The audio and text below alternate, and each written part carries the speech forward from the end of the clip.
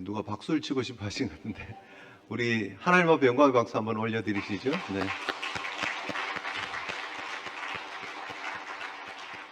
감사합니다. 할렐루야. 한 주도 주 안에서 승리하셨습니까? 우리 주위에 있는 작은 자들에게 걸림이 되지 않는 삶, 올무가 되지 않는 삶, 덫이 되지 않는 삶을 살아갈 수 있는 하나님의 사람들 되시기를 주님 이름으로 축복합니다. 우리는 평화의 도구로 화평케 하는 자로 부름을 받았다라는 사실을 우리가 잘 기억해야 합니다. 그리고 무엇보다 중요한 것은 우리가 마주치는 작은 자들, 소자라고 표현되어진 그 작은 자들의 얼마나 하나님 나라에 소중한지를 우리가 잘 알 필요가 있다라는 거죠. 그 영혼의 가치, 그 생명의 가치를 우리가 분명히 알고 그들이 넘어지는 것, 그들이 실족하는 것에 대한 아픔을 우리가 함께 공감할 필요가 있다라는 거예요. 나로 인해 상처받은 이들이 있으면 안 된다는 거예요. 나와 소위 세상 말로 척지는 사람이 생겨나는 거에 대해서 우리가 좀 심각하게 고민을 할 필요가 있다라는 것이죠. 그저 가볍게 뭐 얼굴 안 보면 그만이지, 뭐 그냥 안 만나면 그만이지 정도로 생각해버리면 안 된다라는 거예요. 자리를 떠나버리면 그만이지, 이사 가면 그만이지, 옮겨버리면 그만이지, 접근이 되면 안 된다는 거예요. 세상은 그렇게 할 수 있어요. 그런데 하나님 나라에 속한 하나님의 백성들은 그게 적용이 안 돼요. 왜냐하면 우리의 인생이 이 생으로 끝나는 것이 아니라 우리의 삶 이후에 천국의 삶이 보장되어져 있기 때문입니다. 여기서는 피할 수 있어요. 여기는 무시할 수 있어요. 그냥 안 보면 그만이에요 라고 말할 수 있어요. 그런데 천국 가면 영원히 볼 건데요. 그래서 우리의 이 접근 방식이 이렇게 되면 안 된다라는 사실을 우리가 기억해야 합니다. 소중한 영혼의 가치를 우리가 잘 생각해야 되고요. 결국 작은 자라고 표현되어지는 것은 내가 책임져야 되는 사람이라는 말이에요. 내가 케어해야 될 사람이다라는 의미로 접근하셔야 돼요. 그래서 여러분의 울타리 안에 여러분들이 케어해야 될 우리 자녀들이 있고 우리 손주들이 있어요. 그리고 새롭게 믿음의 길을 출발하는 우리 새가족들이 또 있을 수 있습니다.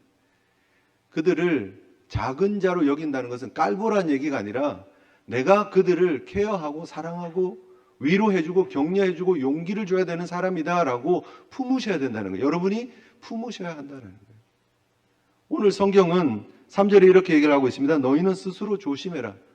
그 조심은 먼저 앞에 실족하지 않게끔 조심해야 되고요. 그리고 용서가 진정한 용서가 될 수 있도록 우리 스스로를 돌아보며 조심해야 된다는 거예요. 늘 조심해야 된다. 배려하고 염려하고 걱정해주고 사랑해주고 품어가는 조심이 우리 가운데 있어야 된다라는 거예요. 여러분, 우리가 자녀가 이렇게 임신이 되어지고 출산일이 가까워지면 뭘 하죠? 출산 준비를 하죠. 그죠? 부부가 행복하게 결혼 생활을 시작을 합니다. 그리고 신혼 생활이 시작이 돼요. 두 사람만 사는 거예요. 집의 모든 분위기는 두 사람의 로맨틱한 분위기, 깨뽕는 냄새가 나는 분위기에 초점이 맞춰서 세팅이 돼요. 그래서 멋있는 것도 놓고 팬시한 것도 놓고 뭐 이렇게 서로 이렇게 좋은 영향을 줄 수 있는 것들 많이 갖다 놓습니다. 그런데 아이가 생겼어요. 그리고 출산일이 다가와요. 그럼 뭐 하는 거예요? 엄마는 그냥 아무 생각 없이 우리 아이 뱃속에서 무럭무럭 잘 커라, 뭐 모차르트 음악 듣고 뭐 좋은 생각하고 좋은 책 보고 하는 정도로만 끝나는 게 아니잖아요. 그날이 다가오면 다가올수록 30주가 지나가고 이제 몸이 무거워지고 이제 그날이 온다라는 게 본격적으로 느껴지면 하는 일들이 있어요. 뭐예요? 출산 준비를 하죠. 아이를 위해서 침대도 준비하고 기저귀 갈 수 있는 그런 곳도 준비하고 그걸로 끝나는 게 아니죠. 뭐 하죠? 집안이 안전한가를 점검하는 거예요. 콘센트에 이렇게 뭐 젓가락 같은 거 이렇게 찔러가지고 감전되면 안 되니까 뭐 해요? 뭐 하죠? 콘센트 플러그의 그 입구를 막는 그런 것들이 있어요. 그런 것들을 이렇게 꼽고 커피 식탁이나 뭐 작은 테이블 있으면 코너에다가 뭘 하죠? 쿠션 같은 거, 범퍼 같은 거 이렇게 하나씩 이렇게 또 붙입니다. 아이가 이렇게 가다가 넘어지면 안 되니까. 또 뭐 기어가다가 뭐 이것저것 먹으면 안 되니까 바닥에 떨어진 것들이 있지는 않는지 이렇게 점검도 하고, 그리고 또 이제 나중에 일이 되겠지만 조금 커서 이렇게 뭘 잡고 일어서면 서랍 같은 거 잡고 일어서다가 이렇게 문이 열려가지고 넘어지면 안 되니까 서랍 문 안 열리게 하는 것도 하고, 책장 같은 거 앞으로 쏟아지면 안 되니까 책장 벽에다가 고정시키고, TV 넘어지지 않도록 하고, 뭐 가스 레인지에 이렇게 돌리는 납들 그 커버가 또 있어요. 그래서 이렇게 아이들이 만지면 빙글빙글 돌고 어른들이 이렇게 눌러서 뭐 어떻게 해서 돌리는 그런 안전장치도 만들고, 뭐 그런 일들을 해요. 왜요? 사랑하니까, 케어하니까, 혹시라도 사고 나면 안 되니까. 그 아이가 넘어져서 이렇게 이마라도 찧어서 혹이 난다든지, 혹은 어디에 이렇게 찢어져서 피가 난다든지 그러면 아이의 피 나는 거 둘째치고 내 마음에 피가 철철 나기 때문에 그거 상상하기도 싫은 일이 벌어질 수 있기 때문에 그 아이를 위해서 최선을 다하는 거예요. 실족하지 않도록, 넘어지지 않도록, 다치지 않도록. 그게 배려고 사랑이죠. 그 모습이 우리가 케어해야 될, 우리가 품어야 될 작은 자들에게 우리가 보여줘야 될 모습이다라는 거예요. 과연 우리는 그런 사랑으로 접근하고 있는가? 과연 그런 조심으로 접근하고 있는가? 이 아이는 눈에 넣어도 아깝지 않은 내 아이예요. 그래서 이 아이를 책임지고 있는 책임감을 가지고 조심하는 거예요. 그냥 어떻게 만났다가 지나가는 관계가 아니잖아요. 평생 함께 해야 될 관계잖아요. 마찬가지라는 거예요. 우리가 교회 안에서 만나는 우리가 케어해야 될 작은 자들을 향해서 바라보는 우리의 마음이 그러해야 된다는 거예요. 너무너무나 디테일하게, 정말 센시티브하게, 정말 그 세부적인 부분까지 혹시 나로 인해서 상처받는 일이 없도록, 혹시 나로 인해서 넘어지는 일이 없도록, 혹시 나로 인해서 흉지는 일이 없도록 살펴봐야 된다는 거예요. 너무 쉽게 생각하고 관계를 맺어가면 안 된다는 거예요. 뭐 나는 뒤끝은 없어. 나는 할 말은 하고 살아야 돼. 뭐 하면서 말 툭툭 뱉고, 그리고 뭐 집에 가서 잠 잘 주무시는지 모르겠지만 그로 인해서 상처받는 작은 자들이 있을 수 있다. 조심해야 된다. 그래서 세심해야 돼요. 배려하는 마음이 마치 자식을 대하듯이, 마치 손주를 대하듯이 좀 그렇게 해야 된다는 거예요. 우리 아이들을 있는 데서 하는 말 조심하죠. 혹시 아이들이 들을까, 뭐 다른 얘기하고 있다가 아이가 들어오면 왜 애 들어와요? 뭐 그렇게 해서 주제를 바꾸잖아요. 마찬가지. 새 가족이 들어와 있습니다. 함께 하고 있습니다. 그러면 우리의 대화의 주제도 가려서 해야 돼요. 듣고 시험 받는 일들이 벌어지면 안 된다는 거예요. 뭐 이런저런 얘기가 주어졌는데 하다 보니까 다른 사람 얘기를 하는 우리의 모습이 있어요. 그런데 그 모습을 새 가족이 지켜봐요. 내 얘기는 아니니까 하고 듣겠습니까? 아, 이 사람들이 본인이 없는 자리에서 이런 얘기를 하는구나, 교회라는 곳이. 그런 생각이 들면 나도 없는 자리에서 내 얘기가 이렇게 오고 가겠구나 하는 생각 하겠어요, 안 하겠어요? 할 수 있다니까요. 그래서 조심해야 돼요. 배려하고 케어하고 하는 것이, 품는다는 게 그렇게 쉽지 않아요. 그래서 주변을 늘 보셔야 돼요. 혹시 내가 말하는 이 모습을, 혹시 내가 행동하고 있는 이 모습을 누가 지켜보고 상처받지는 않을까, 넘어지지는 않을까 생각해야 된다라는 거예요. 물론 우리는 그리스도 안에서 자유로운 사람들입니다. 복음 안에서 자유로운 사람입니다. 그러나 우리가 케어하고 우리가 품고 우리가 함께 해야 될 소중한 영혼이 있다는 사실을 잊지 마시기를 주님 이름으로 축복합니다. 동시에 조심해서 넘어지지만 않으면 됩니까? 그게 아니잖아요. 왜 조심시키고 이렇게 조심조심 키웁니까? 그 아이가 건강하게 잘 자라라고. 잘 자라서 건강한 성인이 되어서 하나님 나라를 위해서 잘 쓰임받는 자녀가 될 수 있도록 가르치기도 하고, 모범이 되기도 하고, 카운슬링도 하고 가는 거 아니겠어요? 때로는 부모의 역할만 하는 것이 아니라 선생님의 역할도 하고, 카운슬러의 역할도 하기도 하고, 친구의 역할도 하기도 하고, 옆에서 함께 하면서 격려해주고 도와주고 세워가는 거예요. 좋은 경험이 쌓일 수 있도록 해주는 거예요. 그게 작은 소자를 향한 부모의 마음이다라는 거예요. 우리 아이가 커가면서 뭐 예를 들어서 자전거를 배웁니다. 부모가 자전거 탈 줄 안다고 해서 야, 자전거는 이렇게 타는 거야 하고 한번 가르쳐주고 끝나는 게 아니잖아요. 말로만 가르쳐주는 게 아니잖아요. 이렇게 자전거는 이렇게 그 넘어지고 가고 하는 그 느낌들을 설명을 해줘야 되는데 설명할 길이 없잖아요. 그래서 옆에서 잡아주고 타라고 해서 이렇게 페달을 밟아보라고 해서 움직여 가면서 이렇게 넘어지려고 하면 그쪽으로 핸들을 돌리면서 페달을 밟는 거야. 하나씩 하나씩 해가면서 아이가 그 감을 익힐 수 있도록 해주고, 그리고 자신 있게 페달을 밟을 수 있도록 옆에서 격려도 해주고, 물론 뭐 헬멧도 쓰고 이렇게 보호대도 해야 되겠지만 옆에서 엄마가 함께 하면서 아빠가 함께 하면서 격려도 해주고 용기도 주고 위로해 주면서 함께 가는 거예요. 그리고 인내하면서. 결국 시간이 걸리는 일이에요. 잘한다고 격려도 해주고, 한번 넘어졌다고 해서 야, 너 그것도 못하냐? 라고 하면 안 되죠. 넘어져서 아이가 이제 안 할 거야, 나 못해. 그러면 그래, 그만해라 하고 집에 들어가자 하고 끝내버리면 안 되잖아요. 그럼 평생 자전거를 못하니까. 아니야, 할 수 있어. 이건 과정이야. 조금만 하면 금방 배울 수 있어. 아빠가 잡아줄게, 엄마가 잡아줄게 하고 또 계속해서 트라이 할 수 있도록 용기를 주고 하는 거예요. 결국 그 영혼을 케어한다, 품는다라는 것은 안전하게 지켜주고 그리고 잘 성장하게 돕는 일까지 하는 거예요.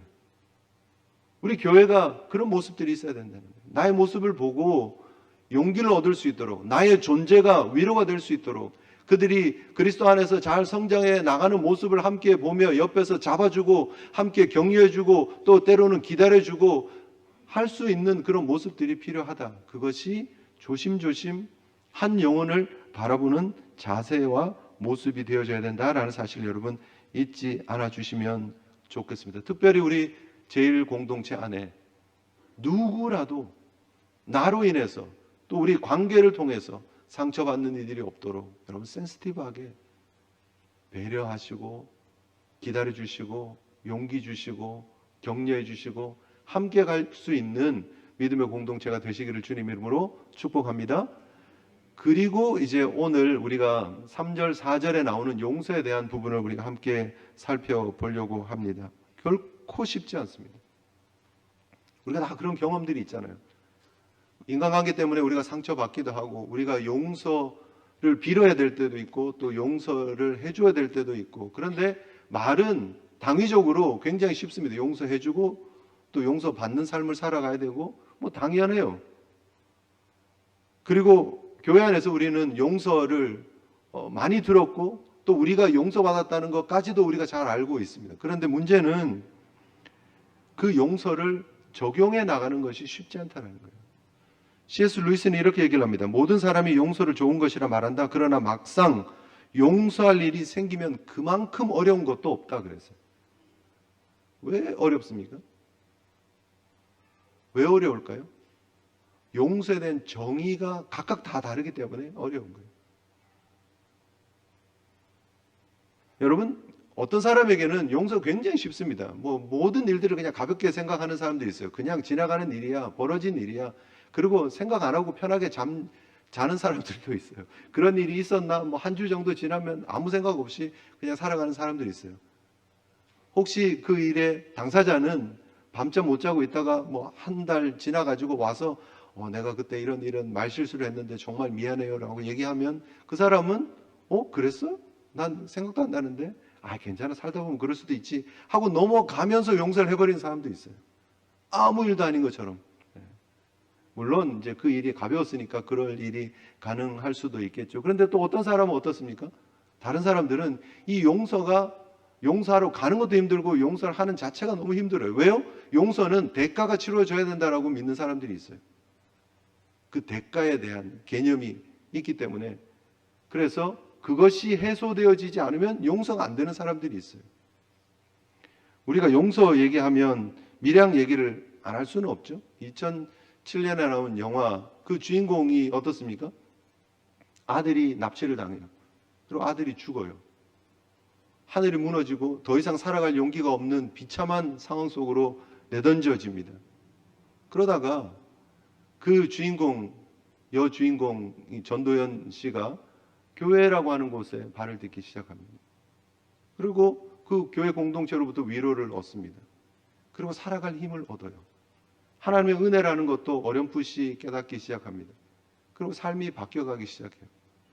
그런데 그 마음에 그 내려놓을 수 없는 짐이 있잖아요. 그 아들을 살해한 사람을 향한 마음이 있잖아요. 그 부담이 있고 짐이 있잖아요. 그래서 결정을 합니다. 내가 이 사람을 만나야 되겠다. 그리고 내가 이 사람을 용서해 줘야 되겠다. 그래서 내 짐을 내려놓는 것만이 내가 정말 살 수 있는 길이다 하고 생각을 해요. 주변에 있는 사람들이 염려하기도 하고 걱정합니다.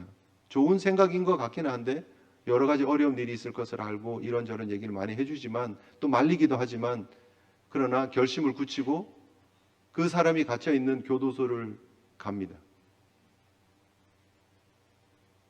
그 주인공이 생각했던 죄인의 모습은 어떤 모습이어야 했을까요?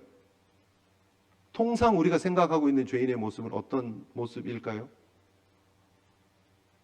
자신의 잘못에 자신의 그 죄에 대한 무게가 너무 커서 밤잠 못 자고 초췌해지고 음식이 목에 넘어가지 않고 그래서 온 몸이 점점 말라가고 그리고 그 눈은 퀭해져 가고 그냥 정말 피골이 상접한 모습으로 그 죄의 무게 때문에 막 어쩔 수 없는 모습을 보이면서 그 사람을 그 주인공을 봤을 때 눈물을 펑펑 흘리면서 할 말이 없습니다.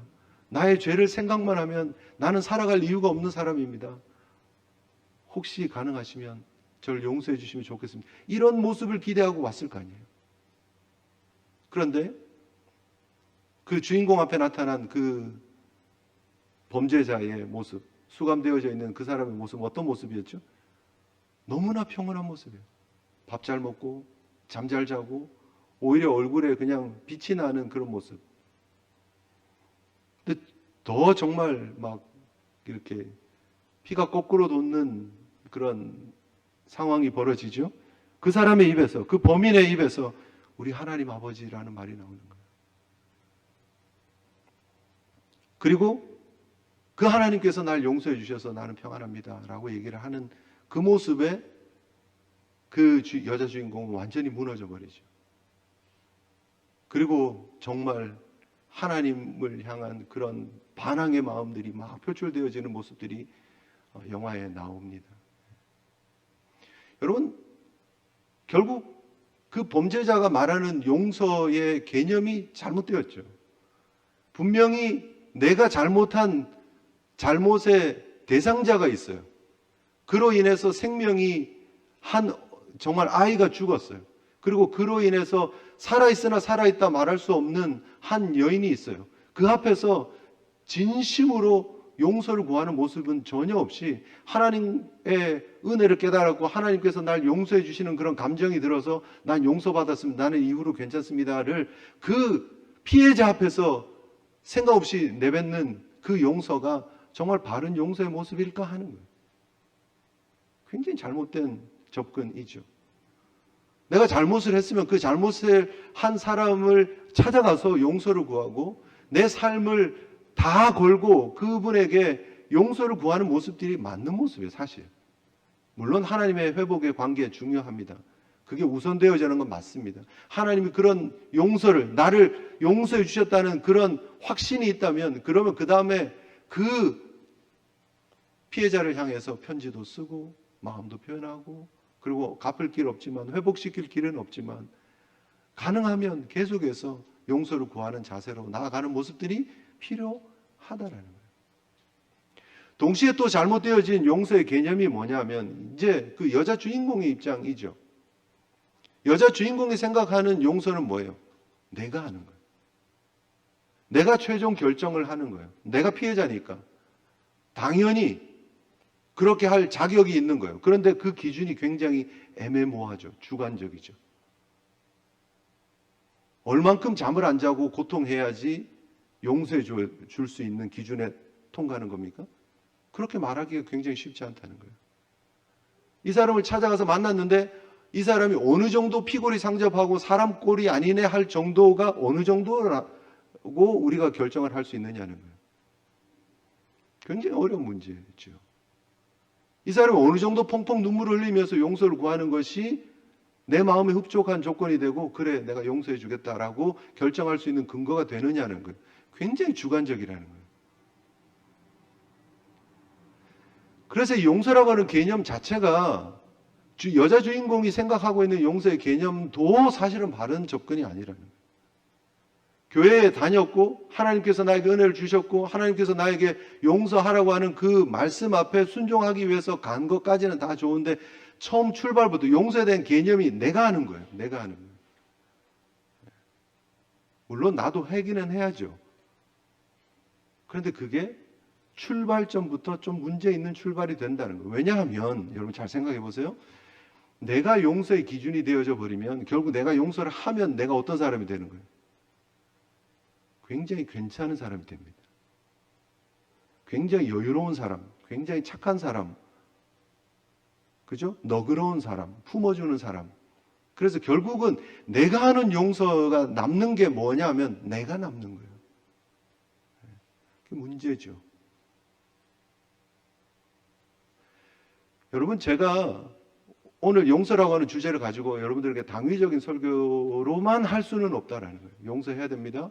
우리 기독교는 용서의 종교입니다. 우리가 용서받았으니까 용서해야 됩니다. 라고만 넘어가면 용서의 개념을 여러분 스스로 머릿속에 다 개별적으로 알아서 정리를 해요. 그래서 목사님 그런 거 걱정하지 마세요. 저는 그런 거 마음에 드는 사람 아닙니다. 그냥 누구든지 오면 다 용서해주고 그 없던 일로 해요. 그냥 가서 편하게 자요 하고 넘어가는 사람입니다. 라고 말할 수도 있고요. 어떤 사람은 목사님 무슨 말을 그렇게 하십니까? 죄에 대한 대가는 치르고 용서해줘야지 라고 생각하는 사람들도 있고요. 내가 용서가 안 되는데 목사님 무슨 용서를 얘기를 합니까? 라고 말하는 사람이 있을 수도 있다라는 거예요. 굉장히 다양한 스펙트럼 속에서 용서를 얘기를 하고 있는 모습이 될 수 있다라는 거예요. 그래서 제가 여러분들에게 드리고 싶은 도전은 내가 생각하고 있는 용서의 개념들을 다 내려놓으라는 거예요. 왜냐하면 그게 다 내 기준이에요. 내 기준에 괜찮고 내 기준에 틀렸고 이거는 봐줄 수 있고 이건 안 되고 결국 내가 판단자가 되어져 버리는 거예요. 용서는 하나님의 용서 앞에 내 자신을 비춰보는 거예요. 그래서 용서는 복음입니다. 굉장히 또 당위적인 얘기를 하죠. 목사님이니까 그렇게 얘기하죠. 성경이 그렇게 얘기하니까 그렇게 얘기를 하죠. 지난주 구역 우리 함께 공부하면서 다 생각했던 거예요. 근데 문제는 그게 쉽지가 않잖아요. 어떻게 해 나가느냐는 거예요. 기준은 분명히 하고 제가 여러분들에게 드리고 싶은 도전 기준은 분명히 하고 우리의 무능함, 우리의 할 수 없음을 또 하나님 앞에 인정하고 나가자예요. 용서의 기준은 적어도 하나님께서 주시는 용서를 전제로 해야 된다. 오늘 여러분 본문 한번 보십시오. 스스로 조심하면서 만일 내 형제가 죄를 범하거든 경고해야 돼요. 범죄했어요. 그럼 경고를 해야 돼요. 그런데 그 경고의 의미가 뭐예요? 어떤 목적을 가지고 지금 경고를 하는 거예요? 돌이키도록 경고하는 거예요. 내가 가서 경고를 했는데 그 사람이 잘못했다고 회개하면 진짜 눈물 펑펑 흘리고 잘못했다고 얘기하면 그 다음 어떻게 해야 돼요? 용서를 해야 돼요. 용서를 그때 내가 회개하네? 그러면 잠깐 이 사람이 용서받을 만해 안 해? 하고 그때부터 내 기준을 가지고 그 상황을 적용하는 게 아니라는 거예요. 이미 그 사람에게 경고하러 갈 때 내 마음의 출발은 뭐예요? 용서가 전제되어져 있는 거예요. 회복이 전제되어져 있는 거예요. 왜냐하면 내가 그런 용서를 받았기 때문에 내가 그런 회복을 받았기 때문에 1만 달란트 빚진 자가 아무런 조건 없이 다 탕감받고 용서받았기 때문에 그 경험을 기준으로 내가 용서를 실천하는 삶을 살아가야 된다는 거예요. 나를 드러내고 나는 이렇게 의로운 사람입니다를 드러내기 위해서가 아니라 그 은혜를 생각하니까 내가 이렇게 살아야겠구나라는 기준을 가지고 비로소 새 삶을 살아갈 수 있다라는 거예요. 굉장히 어려워요. 그래서 100데나리온 빚진 사람을 만나서 어떻게 해요? 막 피가 또 그 사람 거꾸로 자기 용서받은 건 기억도 못하고 막 흥분해가지고 멱살 붙잡고 감옥에다 갖다 집어넣고 그리고 빚 다 갚기 전까지는 못 나와라고 막 윽박 지르는 거 아니겠어요? 우리는 그런 존재들이에요. 하나님으로부터 1만 달란트를 빚짐을 은혜를 얻었지만 우리의 삶 속에 100데나리온 빚진 자를 용서하지 못하는 그런 감정을 가지고 있는 사람들이에요. 그래서 넘어지는 거예요. 그래서 내가 기준이 되면 항상 넘어져요. 내가 기준이 되면 용서 못해요. 평생 못합니다. 그래서 우리가 기억해야 되는 것은 내가 어떤 은혜를, 내가 어떤 용서를 받았는지를 계속 끊임없이 기억하는 거예요. 끊임없이 돌아보는 거예요. 용서 힘듭니다. 거의 정말 한평생 고민하고 끌탕하고 좌절하고 해야 될지도 모릅니다. 그러나 적어도 우리의 기준은 우리가 용서받은 하나님의 용서가 기준이 되어야 한다는 거예요. 그리고 그 용서 앞에서 내가 할 수 있는 최선을 다하는 거예요. 그리고 하나님의 은혜를 구하면서, 하나님의 도움을 구하면서, 기도하면서 가야 한다는 거예요. 왜요? 다시 돌아가서 1, 2절로 가서 보면 이 나에게 잘못한 이 작은 자가 실족하면 안 되기 때문에, 이 영혼이 소중하기 때문에, 이 영혼이 하나님 앞에서 너무너무나 중요한 생명이기 때문이다 라는 사실이 전제되어지면 조심하게 되고, 우리의 출발점이 내가 받은 하나님의 은혜로 다시 돌아가서 그 영혼을 보게 된다라는 거예요. 이해되십니까, 여러분? 영혼이 너무 소중하기 때문이에요. 그래서 스스로 조심하고 가서 경계한다라는 게 뭐예요? 잘못을 지적한다는 말이에요. 사실은 끄집어낸다라는 말이에요. 누가 그 잘못을 끄집어내는 게 쉽지 않겠습니까? 쉬운 사람이 어디 있겠습니까? 쉽지 않은 일이에요. 받아들일지 안 받아들일지도 모르고. 그런데 그 일을 지적해 주는 것은 책망하기 위한 목적이 아니고 회복하기 위한 목적이었다라는 거예요. 여러 사본에 보면 오늘 본문의 말씀이 이렇게 기록을 하고 있습니다. 내 형제가 내게 죄를 범하거든 이라고 되어진 번역들이 있어요. 사본들이. 문맥을 봐도 사실은 그래요. 그 사람이 나에게 잘못을 했기 때문에 내가 가서 그 사람을 경계하고, 그리고 그 사람이 잘못했다 그러면 내가 용서해 주는, 그게 맞는 문맥이죠. 나랑 전혀 상관없는 일을 다른 사람에게 잘못했는데 내가 가서 지적하고 내가 그 사람을 대신해서 용서해 줄 수는 없잖아요. 그러니까 문맥으로 보면 나에게 잘못한 사람이라는 게 전제되어져 있어요. 그런데 그 사람을 향해서 갈 때 우리는 사랑하는 마음으로 가야 된다. 그 사람을 회복시키려고 하는 마음으로 가야 된다. 그리고 만약에 그 사람이 진정으로 그 죄에 대해서 깨닫고 회개하면 용서해 줘야 된다. 그래서 결국 궁극적으로 우리가 지향해야 되는 지향점은 용서예요. 가기 전에 이미 용서하려고 가는 거예요. 경계하기 전에 이미 용서하려고 하는 마음이 있는 거예요. 왜요? 그 영혼의 소중함을 알기 때문에.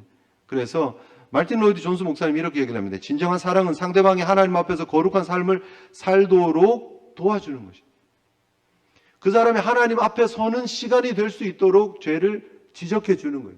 그리고 그 사람이 진정으로 하나님 앞에서 회개하면 당연히 내가 그렇게 용서받았던 것처럼 이 사람을 용서해 주는 그 다음 프로세스가 진행되어져야 한다라는 것이죠. 그래서 성경은 마태복음 18장 15절 이하에 내 형제가 죄를 범하거든 가서 너와 그 사람과 상대해서 권고해라. 만일 들으면 내가 내 형제를 얻은 것이 된다. 만일 듣지 않으면 한두 사람을 데리고 가서 두세 증인의 입으로 말마다 확증하게 해라. 만일 그들의 말도 듣지 않으면 교회에 말하고 교회의 말도 듣지 않으면 이방인과 세리처럼 해라. 몇 스텝이 있어요. 한 명이 가고 여러 사람이 가고 교회에 가서 얘기하고 기회를 계속해서 주는 거예요. 돌이킬 수 있도록. 결국 돌이킴이 목적이에요. 회복이 목적이에요. 하나님 앞에 거룩한 삶으로 돌아오는 것이 목적이었다라는 거예요.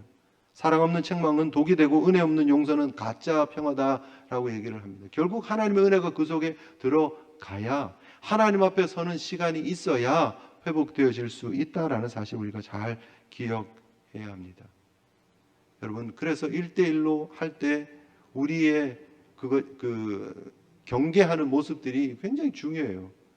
왜냐하면 그 첫 걸음이 잘못되어져 버리면 이 간격이 더 점점 커지기 때문에, 그리고 상처가 더 깊어지기 때문에 이 일을 끄집어내야 돼요. 얘기를 해야 돼요. 그런데 어떻게 접근해야 된가? 사랑으로 접근해야 된다. 라이프 애플리케이션 바이블이라고 하는 거기에 보면 이렇게 적용하는 부분에 대한 조언이 몇 가지 있더라고요. 제가 여러분들에게 간단하게 몇 가지만 소개를 해드리면, 당신의 관심이 적대감이나 방어 본능을 일으키지 않도록 전달될 때 하나님의 역사가 나타날 수 있도록 기도해라는 거예요. 그래서 섣불리 가서 당신이 이렇게 잘못했으니까 내가 이 죄를 당신에게 알리는 겁니다 라고 섣불리 그러지 말라는 거예요. 기도하셔야 돼요. 성령님께서 그 상대방의 마음도 움직여 주셔서 이 대화가 하나님 앞에서 제대로 된 경계가 될 수 있도록 해달라고 기도해야 돼요. 결국 이 관계는, 이 모든 것들은 성령님께서 역사하시고 성령님께서 그의 상대의 잘못이 깨달아지게끔 해주셔야 하는 일이기 때문에 기도 없이 이 일이 진행되면 안 됩니다. 여러분 충분히 기도하고 이 문제들을 해결해 나가시라는 거예요. 기도가 쌓여야 됩니다. 그래야 관계가 회복이 된다라는 거예요. 그리고 또 다른 포인트는 그 사람을 죄인으로 정죄하고 출발하지 말자는 거예요. 적으로 간주하지 말라는 거예요. 친구처럼 회복시켜야 될 영혼으로 접근하고 나아가야 된다라고 얘기를 하는 거예요. 그리고 언어의 태도도 중요하다는 거예요. 정죄하듯이 다그치듯이 하지 말고 따뜻하게 상냥하게 이 문제에 대해서 대화를 좀 나눠도 되겠느냐라고 물어보고 정중하게 한 걸음 한 걸음 다가가는 것이 필요하다라는 거예요. 그래서 태도의 문제예요. 자세의 문제예요. 그리고 하나님의 도우심을 구하는 문제예요. 그래서 여러분 어떤 일이 있더라도 여러분 이렇게 지혜롭게 접근하시고 나아갈 수 있는 모습들이 돼야 될 줄 믿습니다. 굉장히 어려운 일입니다. 분명히 여러분들에게 말씀드릴 수 있는 것은 내 의지로, 내 결단으로, 내 판단으로 용서하는 것은 불가능합니다. 그래서 하나님의 은혜의 용서를 기억하셔야 됩니다. 용서는 복음입니다. 주는 나의 피난처라는 책을 쓴 코리 텐 붐 여사, 이제 나중에 목사님 되셨습니다. 목사님이 계십니다. 세계 2차 대전 때 네덜란드에 있었던 가족들이 네덜란드에 있었어요. 그런데 코리 텐 붐 그 여사의 집에 부모님이 유대인들을 숨겨줍니다. 그 일이 발각이 돼서 독일 군들에게 체포가 되고 강제 수용소에 포로로 갇혀서 수용소 생활을 합니다. 부모님과 언니는 그 가혹한 고문을 이겨내지 못하고 수용소에서 죽습니다. 코리 텐 붐 여사는 나중에 구사일생으로 살아서 고국으로 돌아갑니다. 그리고 나중에 신학교를 가서 목사가 되죠. 코리 텐 붐 여사가 복음을 증거할 때 하나님께서 주시는 도전이 있었어요. 굉장히 피하고 싶었던, 싫었던 하나님의 음성이 들립니다. 독일은 전쟁을 일으킨 민족이기 때문에 지금 큰 상처를 입고 있다. 그들에게 가서 복음을 증거해라. 그 음성이 계속 들리는 거예요. 그런데 그 코리 텐 붐은 하나님께 이렇게 기도합니다. 하나님께서 가라면 어디든지 가겠습니다. 그런데 독일은 안 됩니다. 독일은. 하나님 그것만은 빼주십시오. 독일 사람이 우리 부모를 죽이고 언니도 죽였습니다. 강제 수용소에서 당한 고통은 말로 형용할 수 없습니다. 독일 사람들에게 가서 내가 복음을 증거하는 일은 결코 없습니다. 그런데 그때 하나님 말씀하십니다. 사랑하는 딸아, 내가 나를 저주하고 욕하고 등진 사람을 위해서 십자가를 진 거를 기억해라. 네가 진정 내 딸이라면 독일 사람에게 가서 복음을 전해라. 라는 음성을 주세요. 그 말씀을 듣고 힘들었지만 이 코리 텐 붐 여사는 독일에 가서 복음을 전합니다. 그리고 가는 곳곳마다 많은 사람들이 눈물을 흘리며 회개하고 하나님께로 돌아오는 모습들을 보면서 이래서 하나님 보내셨구나 굉장히 보람을 느끼며 사역을 이어가고 있었습니다. 그런데 하루는 설교를 마치고 강단에서 내려옵니다. 많은 사람들이 은혜 받았다고 그 목사님 만나기 위해서 줄을 서서 악수를 하려고 기다리는데 허름한 외투를 입은 한 사람이 줄에 서 있는 게 보입니다. 점점 한 사람 한 사람 다가오고 심장이 멎고 온몸에 피가 거꾸로 흐르는 것 같았습니다. 왜냐하면 그 사람이 강제 수용소에서 무서운 고문을 가했던 수용소 감독이었기 때문입니다. 자기 부모를 궁극적으로 죽게 하고 자기 언니를 죽게 했던 그 원흉입니다. 한겨울 이른 새벽에 여자 포로들을 나체로 바깥에 서 있게 했고 먹을 것을 주지도 않았고 횡포를 다해서 괴롭힌 장본인이었습니다. 그 사람의 손에 그 여사의 사촌 언니 베시가 강간을 당하고 견디지 못해서 끝내 수용소에서 죽었습니다. 그 악몽 같은 기억들이 주마등처럼 스쳐갑니다. 그런데 그 앞에 그 사람이 서 있는 거예요. 악수를 하자고 손을 내미는 것입니다. 그 남자는 수용소에 아마 많은 사람들이 있었기 때문에 기억을 못했는지 모르지만 이 코리덴분 목사님은 정확하게 기억합니다. 꿈에도 잊을 수 없는 얼굴이었습니다. 강단에서는 용서를 외쳤지만 자기와 같이 벌거벗기운 채 모진 고문을 당하다가 죽은 언니의 얼굴이 막 크게 떠오르면서 도저히 손을 내밀 수가 없었습니다. 자신의 청춘을 짓밟은 장본인 앞에서 내가 용서하겠다고 손을 내미는 일이 불가능했습니다. 그래서 하나님 앞에 기도합니다. 하나님, 저는 하늘에서 진노의 벼락이 내려 이 사람을 때리기 전까지는 용서할 수 없습니다. 저를 도와주십시오. 저는 도저히 이 사람만은 용서할 수 없습니다. 저 좀 이해해 주십시오. 그때 음성이 들립니다. 예수님께서 하신 말씀입니다. 십자가에서 나를 못 박고 죽이고 침뱉으며 채찍으로 때리고 조롱하며 가시관을 씌워서 나를 괴롭히는 사람들을 내가 용서했지 않니? 너도 그렇게 해다오. 그래서 코리덴분 목사님 그렇게 얘기합니다. 하나님 도와주지 않으면 못합니다. 하나님, 저는 못하는데 하나님 도와주시지 않으면 못합니다. 그 기도가 떨어지자마자 성령님의 능력이 함께 하심을 경험합니다. 그리고 손이 내 의지와 상관없이 들려져 앞으로 나가는 걸 경험하는 거예요. 들려져 나가는 순간 그 사람이 그 손을 덥석 잡는 거예요. 그리고 그 사람이 이런 얘기를 합니다. 네덜란드 사람인 당신이 전쟁 때 우리 독일 사람이 저지른 죄를 용서하고 복음을 전해주어서 얼마나 기쁜지 모릅니다. 저는 죄를 많이 지은 사람입니다. 죄를 용서받고 새 사람 되기 위해 오늘 주님 앞에 나왔습니다. 저를 위해 기도해 주십시오. 그 순간 코리덴분 여사의 표현입니다. 하늘문이 갑자기 확 열리고 주님의 사랑이 그 목사님에게 강력하게 임함을 경험했다고 합니다. 순식간에 미움이 원한이 눈 녹듯이 다 사라지고 그를 용서하고 나자 그 코리덴분 목사님의 영혼이 얼마나 홀가분하고 즐거웠는지 말로 표현할 수 없었다라고 기록을 합니다. 그리스도의 큰 사랑으로 그 사람을 용서해 줄 수 있었습니다. 성령의 도우심으로 용서해 줄 수 있었습니다. 그 사람의 영혼을 위해서, 구원받기 위해서 기도해 줄 수 있었습니다. 동시에 자신의 마음속에 있던 원한의 상처도 치료받을 수 있었습니다. 라고 고백을 하는 거예요. 그러면서 이렇게 간증을 합니다. 나는 하나님께 순종해서 내 손을 내밀었습니다. 그것뿐이었습니다. 나머지는 하나님이 다 하셨습니다. 영혼이 홀가분해지는 기쁨, 하늘이 열리는 기쁨, 새로운 생명으로 태어나는 기쁨, 그리고 자신의 트라우마가, 자신의 상처가 치유되어지고 그림자에서 벗어나는 기쁨을 누릴 수 있었다라는 거예요. 여러분, 하나님이 아니시면 안 됩니다.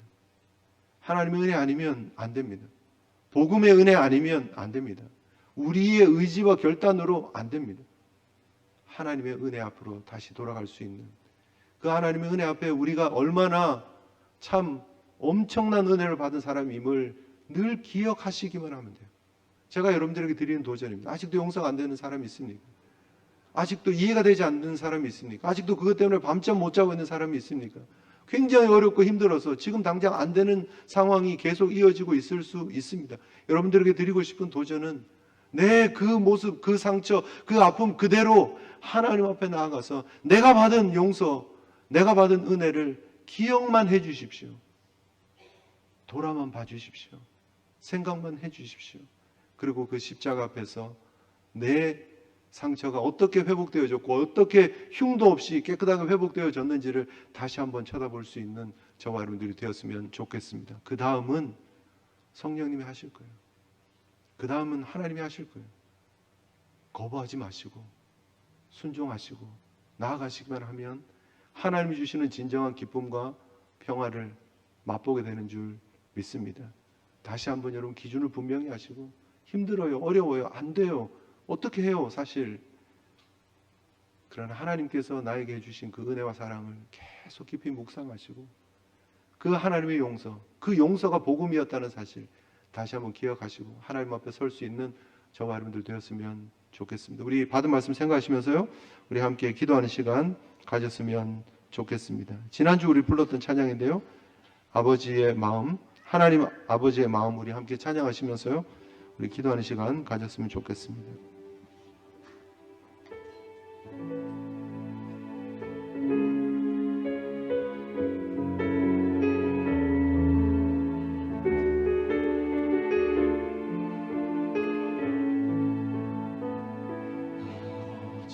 당신의 마음이 있는 곳에 나의 마음이 있기를 원해요. 아버지, 당신의 눈물이 보인 곳에 나의 눈물이 보이길 원해요. 아버지, 당신이 바라보는 영혼에게 나의 두 눈이 향하길 원해요. 아버지, 당신이 울고 있는 어두운 땅에 나의 두 발이 향하길 원해요. 나의 마음이 아버지의 마음 알아. 내 모든 뜻 아버지의 뜻이 될 수 있기를. 나의 온몸이 아버지의 마음 알아. 내 모든 삶 당신의 삶 되기를. 나의 마음이 아버지의 나의 마음이 아버지의 마음 알아. 내 모든 뜻 아버지의 뜻이 될 수 있기를. 나의 온몸이 아버지의 마음 알아. 내 모든 삶 당신의 삶 되기를. 우리 하나님 앞에 결단하면서 기도하며 나아가는 시간 되었으면 좋겠습니다. 그렇습니다. 하나님, 우리가 자꾸 망각하며 살아가고 있는 것이 우리가 얼마나 하나님의 놀라운 은혜를 입은 사람인지, 내가 받은 용서가 바로 복음이었다는 사실을 잊지 않고 살아가는 우리의 모습이 되고 있지는 않는지, 다시 한번 하나님 아버지의 은혜를 기억하며 내가 누리고 있는 그 용서의 그 풍성함을 다시 한번 기억하며 하나님 앞에 설 수 있는 저희들 되게 하여 주시옵소서. 함께 기도했으면 좋겠습니다. 하나님, 혹시 우리의 마음에 여전히 박혀있는 아픈 가시가 있지는 않는지, 하나님, 우리의 잘못된 그 기억이 트라우마가 되어서 해결하지 못하고 그로 인해 가슴 아파하고 안타까워하고 힘들어하고 정말 우리의 마음이 어둠 속으로 걸어가고 있는 모습들은 아닌지, 이미 하나님께서 우리에게 빛을 허락하셨고 천국을 허락하셨고 하나님께서 우리에게 하나님 주시는 평안을 맛보라고 말씀하고 계시는데, 여전히 우리가 가둬놓은 그 방 속에 들어가서 빠져나오지 못한 모습들은 아닌지 돌아볼 수 있고, 하나님 앞에 다시 한번 새롭게 하나님 은혜 앞에 나기를 원합니다. 하나님 용서 앞에 서기를 원합니다. 하나님의 그 은혜의 비춤의 자리에 다시 한번 가서 설 수 있는 저희들 되게 해달라고 우리 함께 기도하며 나갔으면 좋겠습니다. 기도하시겠습니다.